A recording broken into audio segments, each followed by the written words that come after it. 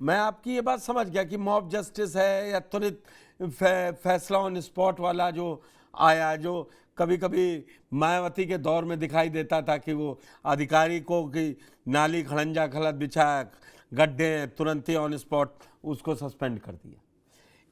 एक देखिए इससे भी देखिए जाता है ना कपिल जी, मैं वही कह रहा हूं, सामने ये गया कि सरकार ने एक्शन लिया तुरंत, भले वही डीएम वही कप्तान 90 दिन के अंदर चार्जशीट लग के वो लौट आता था। मैं पुष्कर जी, मैं एक आपको उदाहरण दूं, अगर इसका राजनीतिकरण ना हो तब मैं आपकी बात से सहमति रख सकता हूं। मैं आपको सिर्फ एक उदाहरण दे रहा हूं। बृजभूषण जी एमपी हैं, इनके कितने दिनों के बाद एक मुकदमा दर्ज हुआ, आप बता सकते हैं? जब किसान धरने पे थे, जब पहलवान धरने पे थे, बृजभूषण जी के अगेंस्ट कितने दिनों के अंदर मुकदमा दर्ज हुआ? एफआईआर कितने दिनों के अंदर दर्ज हुई, आप बताएं? 1 महीने से ज्यादा लग गया कोर्ट के थ्रू हुई, एफआईआर कोर्ट को ने कहा, दर्ज होने में। क्या कह रहे हैं सर? कोर्ट के थ्रू हुई। नहीं, कोर्ट के थ्रू भी नहीं हुई। कोर्ट में भी 156(3) फाइल हुई। हाँ धरना हुआ। धरना होने के बाद तकरीबन तकरीबन जहां तक मेरी जानकारी मुझे याद दिला रही है, 1 महीने से ज्यादा समय हाँ लग हाँ गया एक एफआईआर रजिस्टर होने के लिए। ठीक है। अब हमने लखीमपुर खेरी देखा।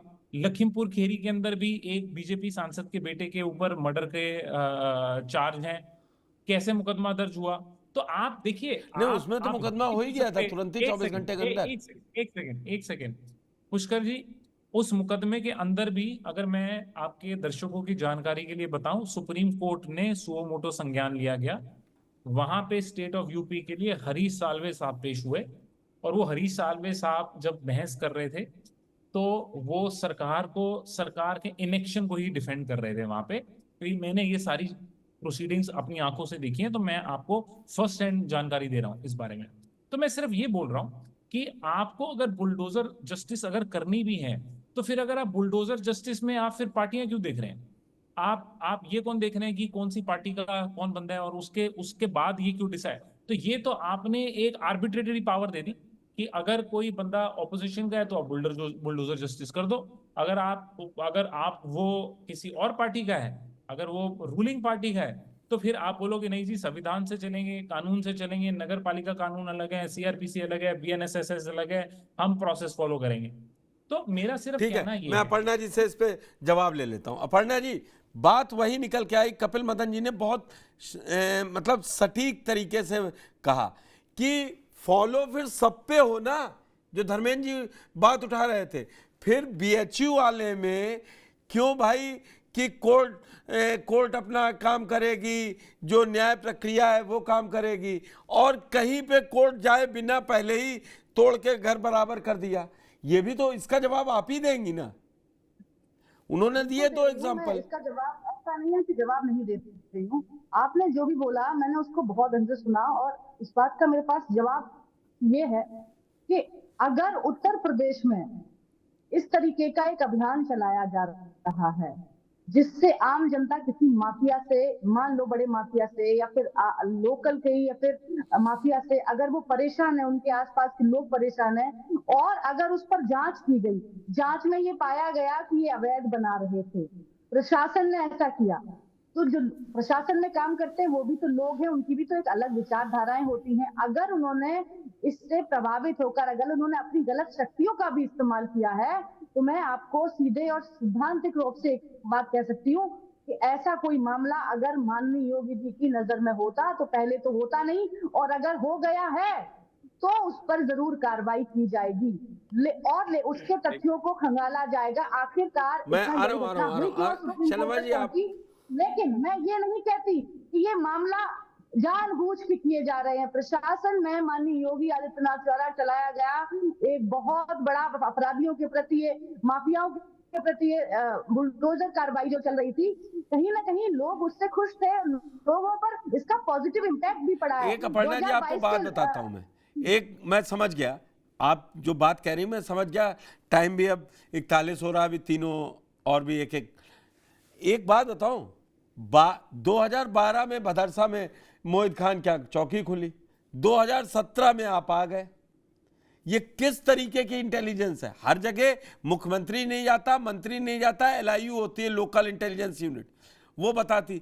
उसके उसके घर में चल रही थी इसका जवाब, चौकी। एक मिनट वही सुन बात लीजिए, मेरे पास ये, मैं बात कंप्लीट कर लूं फिर जवाब दे दीजिएगा।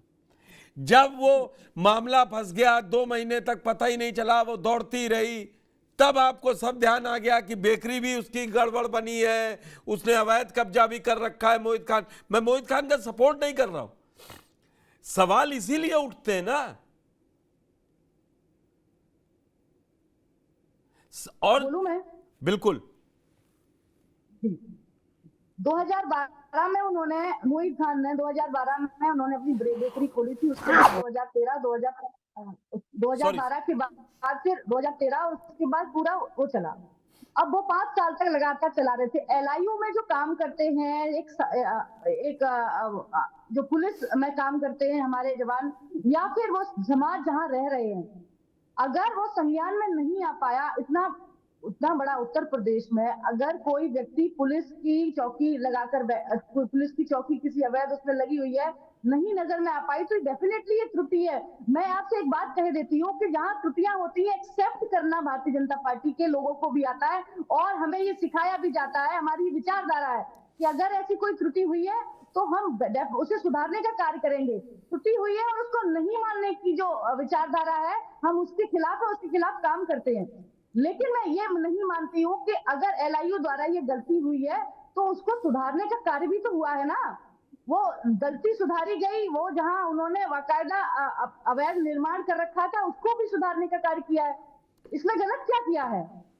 लेकिन कुछ लोगों को ये पसंद नहीं आएगा, क्योंकि वो कुछ लोगों को तो ये भी पसंद नहीं आया कि उन पर कार्रवाई हो गई बिना ये थोड़ा इंक्रोचमेंट है कि जहां, मैं शाहनवाज जी मैं टिप्पणी कर दूं कि जहां पे आपको लग रहा है पकड़े गए तो गलती हो गई सरकार से, हम सुधार देंगे, और जहां वो सवाल उठाए तो आप उनको 2012 से 17 का ना, ये ऐसे थोड़ी ना अपर्णा जी चलता है।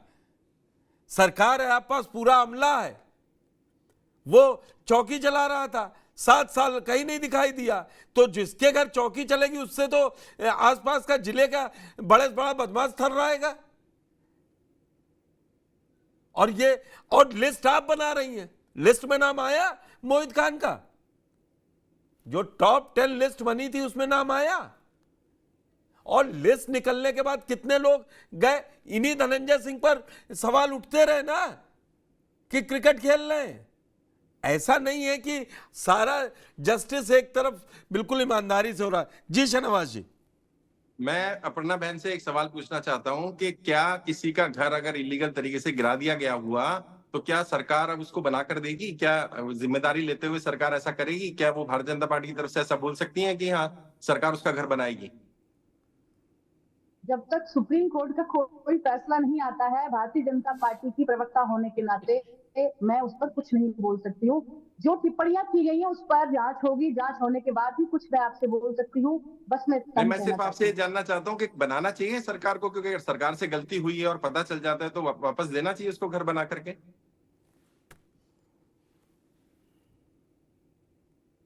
देखिए, जो आपका ये जो प्रश्न है ये काल्पनिक है, सीधे कहिए ना काल्पनिक है, जब आएगा तब देखेंगे।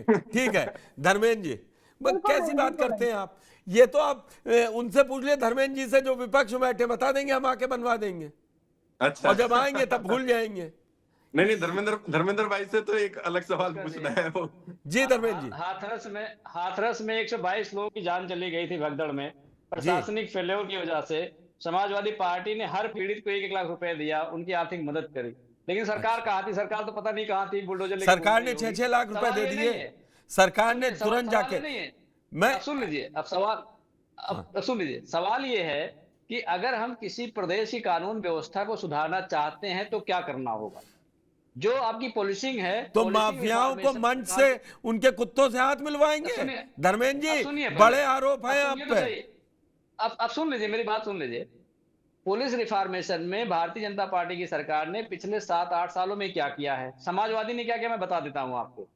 यही उत्तर प्रदेश, जो आप बहन जी कह रही हैं एटा के रहने वाली हैं, उत्तर प्रदेश इतना बड़ा प्रदेश है, यहाँ के पुलिस थानों में जो गरीब आदमी जाता नहीं था डर के मारे, समाजवादी पार्टी ने जो डायल 100 ला कर दिया, वो पुलिस रिफॉर्मेशन का सबसे एग्जाम्पलरी उदाहरण है इस देश में। कि इतने बड़े स्ट्रक्चर को एक साथ सिंक्रोनाइज करके जीपीएस बेस्ड सिस्टम डेवलप करके पुलिस को दिया। पुलिस के हाथ में कम से कम एक चीज ऐसी आई जिससे वो क्राइम को रोक सके, जिससे हमारी पुलिसिंग सुधर सके, वो समाजवादी पार्टी ने दिया। भारतीय जनता पार्टी ने क्या दिया वो बता दे। महिला अपराध में उत्तर प्रदेश आज भी नंबर 1 है भारतीय जनता पार्टी की सरकार में, और 15,335 मामलों के साथ नंबर 1 पे है। आप मुझे बता दीजिए कि हमने जो 1090 दिया था वोमेन एम्पावरमेंट नंबर, अगर उसमें थोड़ा सा काम कर लेते तो शायद ये आंकड़े और कम हो जाते और ये देश की बेटियों की सेवा कर सकते। लेकिन इनको सेवा कहां करनी है? आप कठुआ से काशी चले जाइए, आप बिल्किस बानो के बलात्कारियों को माला पहनाती है भारतीय जनता पार्टी, आप उनको देख लीजिए। अभी जो काशी के जो बलात्कारी थे उनकी जो जमानत हुई तो उनको केक खिला रहे भारतीय जनता पार्टी के नेता। तो इनसे तो कोई न्याय की ना बेटी उम्मीद कर सकती। पहलवान बेटियां जो देश को गर्व से छाती चौड़ा कर देती थी, मेडल जीत के लाती थी, उन्हें रोड पे घसीटा जाता है और उसके जो दोषी हैं उन पे कार्रवाई नहीं होती। अभी बताया उन्होंने कि भाई 1 महीने तक एफआईआर दर्ज नहीं हुई। तो भारतीय जनता पार्टी को पूरा देश, इस देश की एक एक जनता, चाहे किसान हो, चाहे बेटी हो, चाहे नौजवान हो, सब जानते हैं कि भारतीय जनता पार्टी हर फोरम पर फेल है और इसके जाने का पूरा समय आ गया है। अब आप अपर्णा चिंता जी मत आता हूं, करिए। इसका जवाब दे दीजिए, फिर मैं सवाल वो शुरू करूंगा शहनवाज जी से। अगर आप धर्मेंद्र जी की बात मुझे वो समाजवादी पार्टी का दौर याद है। मैं सच बता रही हूँ, यहाँ की रहने, यहाँ बाजरा खड़ा हो जाता था अगर ग्रामीण इलाके में, तो महिलाएं, छोटी छोटी बच्चियां अपने स्कूल नहीं जाती थी, वो आतंक हुआ करता था, राजनियां हो जाया करती थी, रात तो को क्या लोग निकल नहीं पाते तो थे। क्या तत्कालीन सांसद के खिलाफ आप अपने मुकदमा नहीं लिखा जाएगा? कैसे आप तारीफ कर सकते हैं? नहीं अपर्णा जी, तो तत्कालीन सांसद जो कपिल मदन जी ने ब्रजभूषण कितने सरकार ने अपनी तरफ से लिखवाया? क्या ब्रजभूषण शरण जी पे कार्रवाई नहीं हुई? क्या उनका मुकदमा क्या कार्रवाई दिल्ली में हुई? नहीं चल रहा है? क्या उनको छोड़ दिया गया है? वो मुकदमा सरकार की तरफ से चारा होनी भी है, चाहिए क्या थी। उनको छोड़ दिया गया है? किसी पीड़ित को कोर्ट धरना बैठने के बाद मिलेगा तो ठीक है। फिर तो भदरसा में भी आपने किया ना, जब वो 2 महीने चक्कर काटती रही तब आपने कर दिया कार्रवाई। और बताइए, अब वो कह रहे हैं कि केक खिला रहे हैं आप जमानत पर, बीएचयू सीधा आरोप लगाया, उस पर जवाब दीजिए ना। वो उनको आज 10 साल हो जाएंगे 27 में सत्ता से बाहर हुए, और आपको लगातार ऐतिहासिक जीत रचने के लिए कारण यही था कि योगी सरकार लॉ एंड ऑर्डर में नंबर 1 थी, और उसी पर अब चोट कर रहे हैं अखिलेश यादव गाय बगाए।